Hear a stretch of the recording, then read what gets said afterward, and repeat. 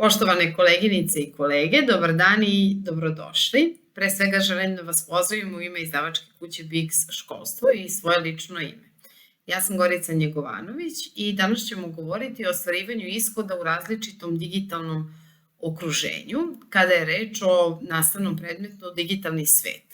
Pre svega ćemo govoriti o ostvarivanju ishoda u 3. razredu osnovne škole, ali ćemo se osvrnuti i na to kako da se ishodi u ovom nastavnom predmetu ostvare i u različitom digitalnom okruženju u 1. i 2. razredu. Biks školstvo je pripremilo za vas udžbenike za digitalni svet za 1., 2. i 3. razred osnovne škole. Digitalni svet prema programu sadrži 3 tematske oblasti i u 1., i u 2. i u 3. razredu. Teme su digitalno društvo, bezbedno korišćenje digitalnih uređaja i algoritamski način razmišljanja. Na samom početku izdvojila sam način ostvarivanja nastave i učenja iz programa za 3. razred osnovne škole.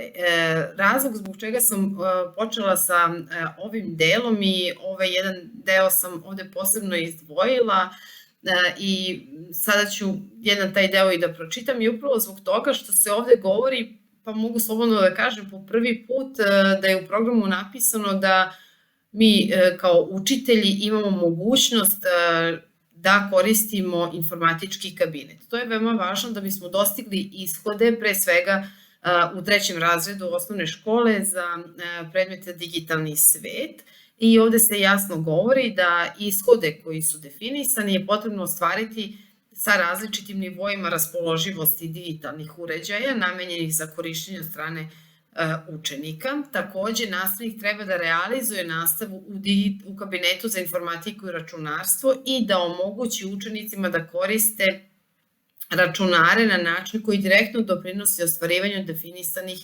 ishoda.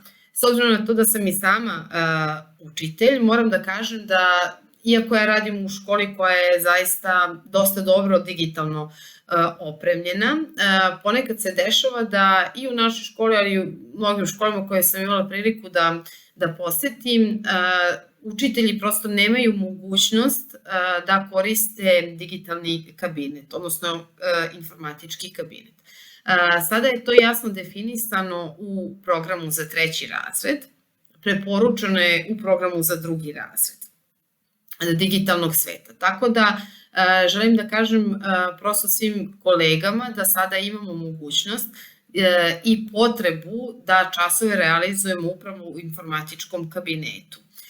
Ukoliko do sada to nije bio slučaj u vašoj školi, ja ću vas zamoliti da ako ne uspete kao veće 3. razreda da prosto sa direktorom vaše škole popričate kao aktiv učitelja, jer prosto neki ishodi u 1. razredu, većina ishoda može da se realizuje i bez upotrebe digitalnih uređaja, u 2. razredu je to već delimično, ali ćete videti u prikazu ishoda da je to u 3. razredu pa gotovo nemoguće i da su svi ishodi, pogotovo u 3. oblasti, definisani tako da se od učenika zahteva korišćenje digitalnog uređaja.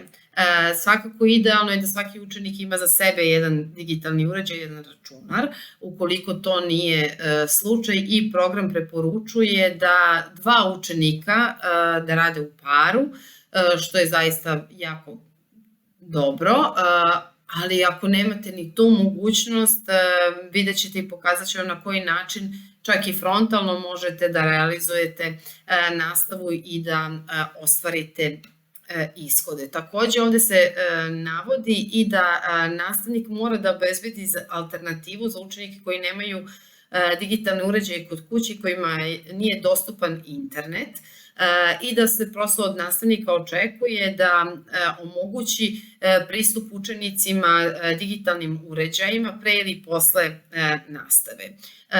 Jedna od mogućnosti može da bude, ukoliko vaša škola ima jednosmenski rad ili takođe kolege koje rade u boravku mogu da realizuju neke od aktivnosti. Znači sve su to načini na koje možete da dođete do ostvarivanja ishoda koji su definisani programom Digitalni svet, najviše u 3. razredu.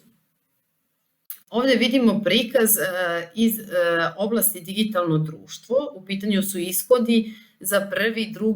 i 3. razred. Ja sam posebno izdvojila ishode za koje je neophodno korišćenje digitalnog uređaja. Pogledajte u 1. razredu, to je, pa mogu slobodno da kažem, otprilike samo ishod da učenik koristi digitalne udžbenike za učenje i ovde se navodi samostalno ili uz pomoć nastavnika.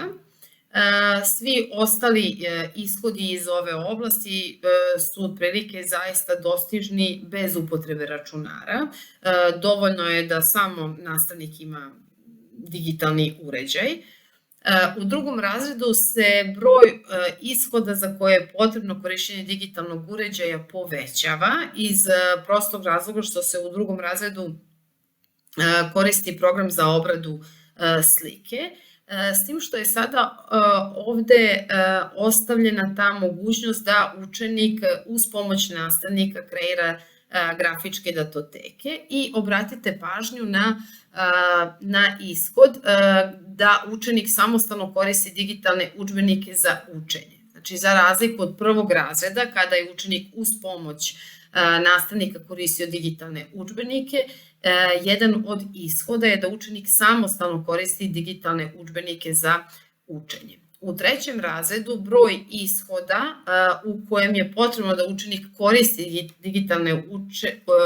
digitalne uređaje se značajno povećava iz prostog razloga što vidjet ćete to u prikazu konkretnih lekcija se od učenika zahteva korišćenje programa za unos i obradu teksta. Takođe, povećavaju se zahtevi, produbljuje se znanje kada je u pitanju program za grafičku obradu slike. Naime, u 3. razredu se na sliku dodaje i tekst i takođe poseban deo je vezan za pretraživanje interneta, razlikovanje šta su to internet pregledači, pretraživači, kako se formiraju ključne reči. Tako da, evo vidite već sad u 3. razredu, već u prvoj oblasti, da se zaista veliki broj časova prosto mora realizovati u informatičkom kabinetu. Kažem, ukoliko niste to uradili pre početka školske godine i niste u mogućnosti u toku ove školske godine, treba da kada se pravi raspored časova za stariju smenu, da se prosto ostavi nekoliko časova slobodnih za učitelje pre svega 3. razreda, ukoliko nije moguće da i učitelji 2. razreda koriste informatički kabinet i kažem, zavisno od toga kako izgleda vaš informatički kabinet, da li su to 2 učionice sa po 15 računara ili jedna sa 30, možete da realizujete nastavu sa jednim ili sa 2 odeljenja i tako dalje. Ovde smo prikazali vodič kroz udžbenik u 3. razredu. U 3. razredu sada već imamo veliki broj zadataka koji su označeni ovim mišićem koji su predviđeni za rad na digitalnom uređaju, ali smo vodili računa o tome i da postoje dovoljan broj zadataka koji se rešava u udžbeniku i zadatke tog ili sličnog tipa vi možete koristiti i na vašim časovima. Takođe, dosta zadataka smo predvideli za rad u grupi, rad u paru, jer nekako u toj nastavi digitalnog sveta ili kako bismo rekli nekako informatike za mlađi uzrast, dosta se potencira to saradničko učenje i učenicima jeste i zanimljivije, a i vama je nekako lakše ukoliko recimo radite u informatičkom kabinetu da pratite parove učenika nego da prilazite i pomažete i podučavate svakog učenika posebno. Nešto o čemu se još vodi računa i dosta je istaknuto u programima digitalnog sveta u prvom, drugom i u trećem razredu. To su zadaci za razmišljanje i razgovor na času. Dosta je tog heroističkog razgovora. Sada želim da kažem, evo ovde su već prve dve lekcije prikazane. U pitanju je program za unos i uređivanje teksta. Program za unos i uređivanje teksta najčešće koristimo Word, ali možemo koristiti i neki drugi program. Program daje slobodu nastavniku u odabiru programa koji će izabrati. Kažem, najčešće koristimo Word, to mogu da budu i Google dokumenti. Ukoliko se odlučite za Google dokumente, obratite pažnju da je najčešće potrebno korišćenje interneta. Kod lekcije vezane za proveru pravopisa i gramatike postoji jedan poseban ishod koji učenik treba da dostigne, a to je da prepozna i da primeni alate koji su dostupni za proveru pravopisa i gramatike u programu za unos i obradu teksta. Želim samo ovde da napomenem da je veoma važno da koristite licencirane Office pakete ukoliko koristite Word program, da ceo Office paket prosto prevedete na srpski jezik, na ćirilicu, da obratite pažnju da li je to učinjeno na digitalnom uređaju, konkretno recimo u vašoj učionici ili vašem ličnom uređaju, i da li je to učinjeno u informatičkom kabinetu. U informatičkom kabinetu je verovatno kod vas u školi instaliran Office 365, najveći broj škola je dobio sve parametre i podešavanja za Office 365. Ukoliko je to slučaj, nećete imati problem sa ovim lekcijama. Ukoliko ne, zamolit ću vas prosto da sa kolegama koji predaju informatiku proverite, ukoliko niste vični tome, da li je Word i ceo Office paket na ćirilici, i nakon toga nećete imati nikakav problem sa ovim lekcijama. Ovde je prikaz i lekcije proveri naučeno. Kao što sam rekla, veliki broj zadataka smo koncipirali na taj način da možete da ih realizujete i samim korišćenjem udžbenika. Ovde je konkretno nekoliko zadataka za koje vam nije neophodno korišćenje digitalnog uređaja. Naravno, ukoliko želite, svaki učitelj može proveru znanja da realizuje u kabinetu korišćenjem digitalnih uređaja, ali to možete da uradite i putem štampanih zadataka. Naravno, način na koji ćete izabrati proveru zadataka je samo na vama. Druga oblast u ovoj prvoj temi digitalno društvo je proširivanje znanja koje su učenici već stekli u drugom razredu kada je u pitanju obrada slike. Naime, u drugom razredu smo koristili program Paint, odnosno Bojanka, verujem da je svima nama dobro poznat. Takođe, program predviđa slobodu nastavniku u izboru programa. Možete da koristite Paint, to je onaj stariji tip programa, a možete da koristite i noviji tip programa koji se zove Bojanka 3D. Bojanka 3D je instalirana na novijim Windows operativnim sistemima, a Bojanka, odnosno Paint, se već nalazi i na starijim verzijama. Pa sad, zavisno od toga koji tip uređaja koristite, proverite da li imate i Paint i Bojanku 3D. Naravno, vi ćete izabrati jedan od ova dva programa koji nekako vama više leži, u kojem se osjećate sigurnije. Mi smo u udžbeniku za drugi i za treći razred izabrali najobičniji program Paint.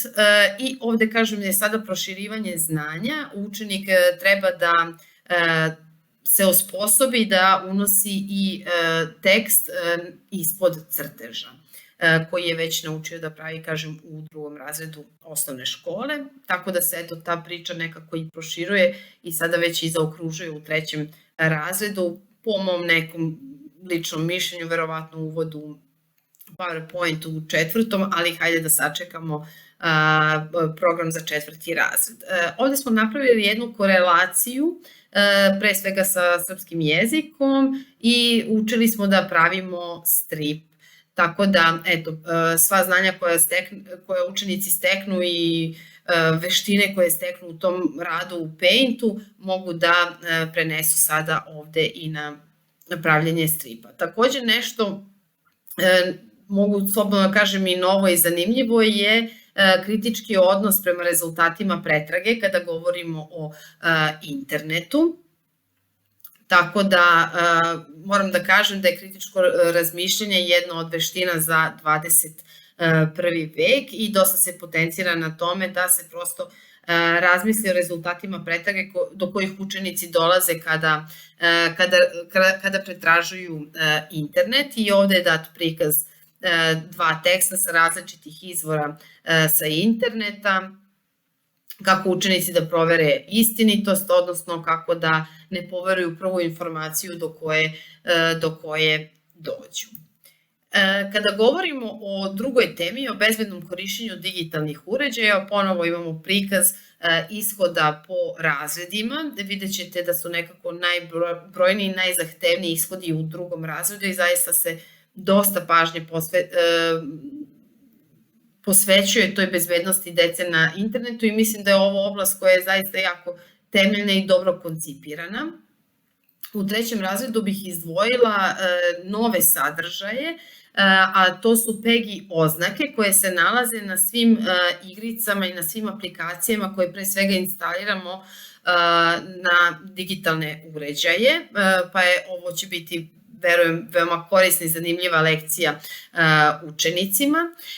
I ovde imamo sada označavanje načina komunikacije putem interneta u odnosu na kontekst u kome se komunikacija dešava.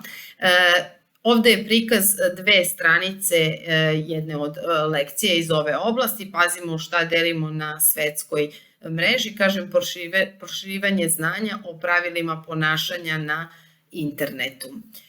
Kada je u pitanju lekcija komunikacija putem interneta, ovde, kažem, imamo taj deo o različitom kontekstu u kojem se dešava komunikacija putem interneta, na koji način pišemo poruke prijateljima, roditeljima, učiteljima, nastavnicima i tako dalje. Tako da, eto, kažem, ovo je jako jedna lepa tema i za same časove obrade ove teme možda vam i nije potrebno korišćenje digitalnih uređaja. Kada je u pitanju algoritamski način razmišljanja, u prvom razredu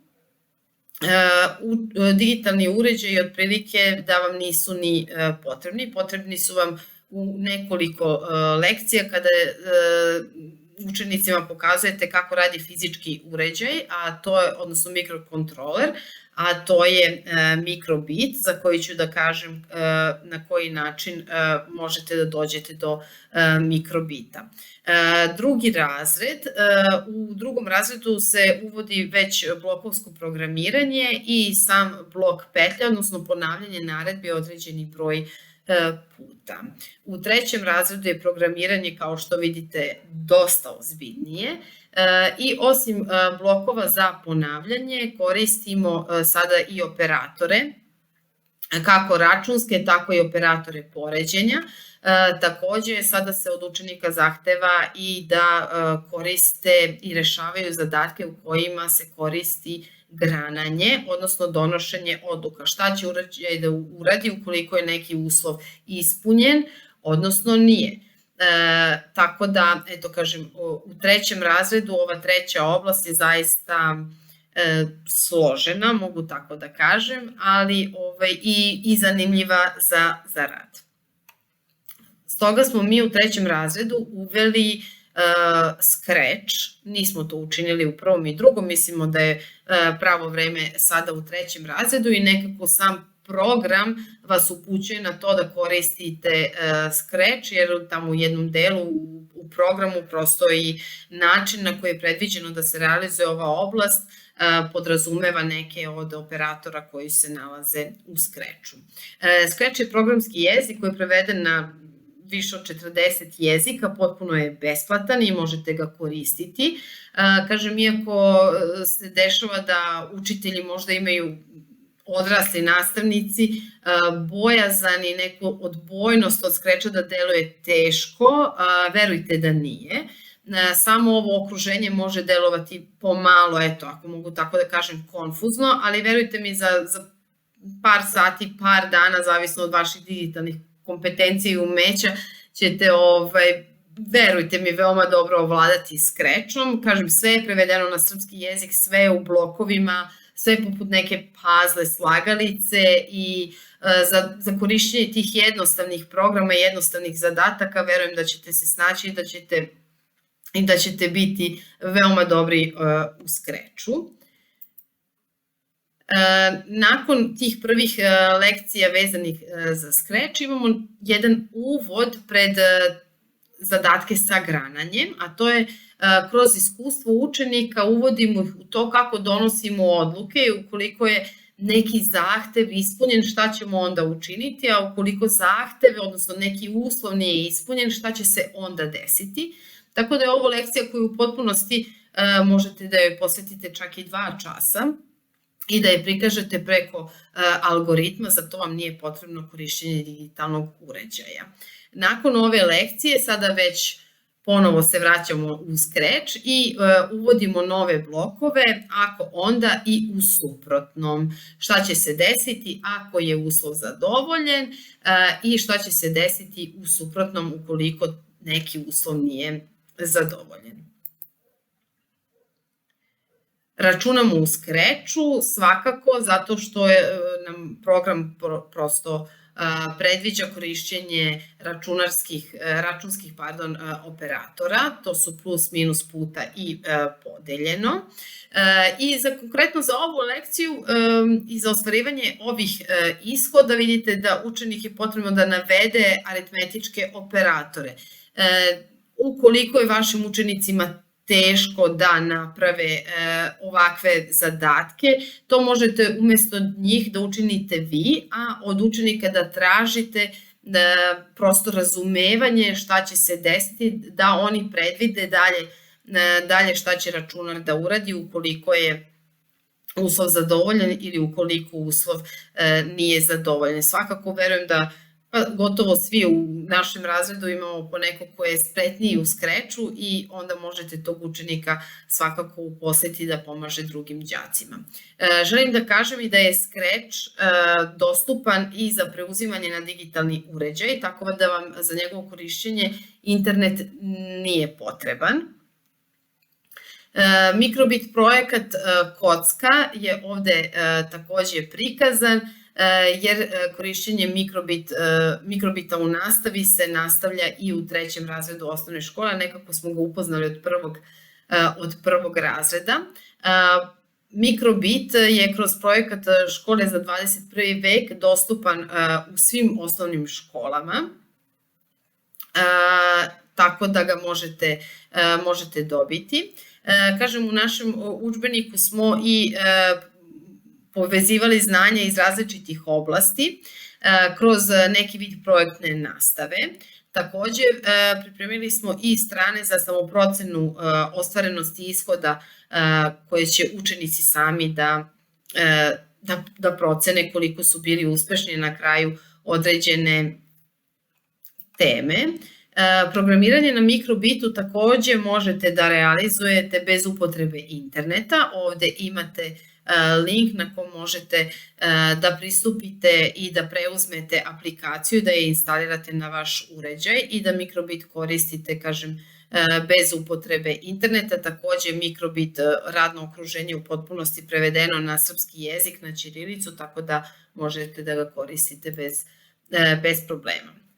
I još jednom želim da kažem da mikrobit uređaje imaju sve osnovne škole u Srbiji od 10 pa naviše, zavisno od broja učenika.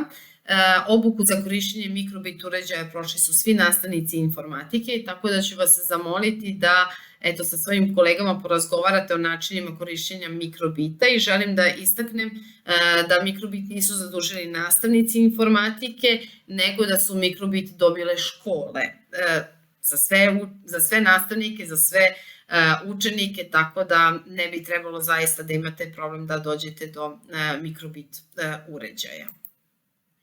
Istakla bih ovde i sajt kod.org. Na ovom sajtu takođe je preporučeno od strane programa, u programu se navodi korišćenje ovog sajta. Ovaj sajt je na engleskom jeziku, nudi veliki broj edukativnih igara za učenje programiranja.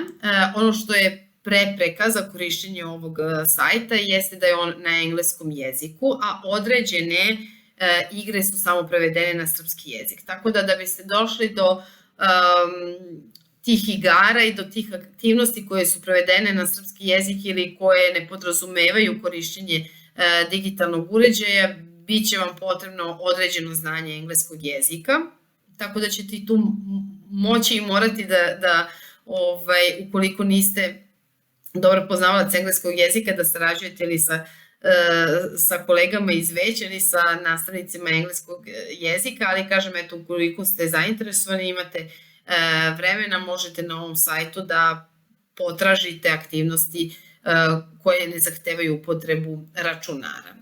I evo, nekako bismo i sumirali sve ovo što smo danas rekli, a to je da dostizanje ishoda je najbolje da realizujete radom u informatičkom kabinetu i radom u paru.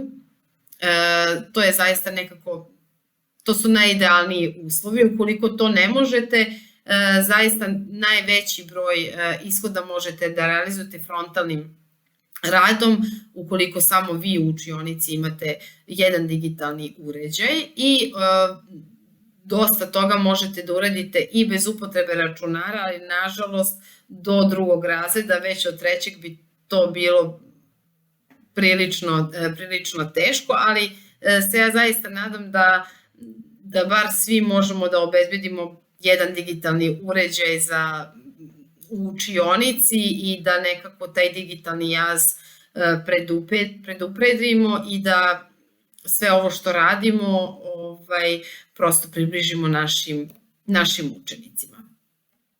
Ovde želim da kažem i da uz digitalni svet imamo i u štampanom obliku imamo i digitalne udžbenike. Ovi digitalni udžbenici ne zahtevaju pristup internetu. Sada imamo prikaz digitalnih udžbenika za prvi razred, otprilike kako izgledaju zadaci koji prate sam digitalni udžbenik. Komunikacija nekad i sad. Pa isto to imamo i u digitalnom svetu 2 i u digitalnom svetu 3 takođe će biti digitalni udžbenik i zadaci. Sve planovi i pripreme možete da pronađete na sajtu Školski portal. Takođe, veliki broj kvizova u WordWallu smo spremili za vas i ja se nadam da će Big školstvo i da ću ja kao autor udžbenika za prvi, drugi i treći razred biti dobra podrška za vas. Hvala vam na pažnji i do nekog skorog viđenja. Doviđenja.